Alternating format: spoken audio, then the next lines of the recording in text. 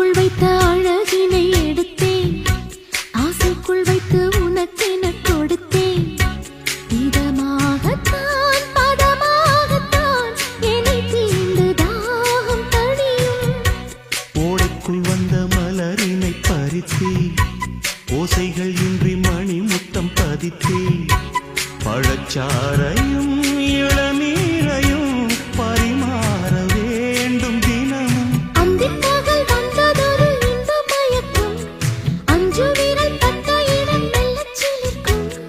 எங்கெங்கே தொட்டாலும் அம்மம்மா உற்சாகம் அங்கங்கே உண்டாகும். வா கன்னத்தில் கன்னம் வைக்க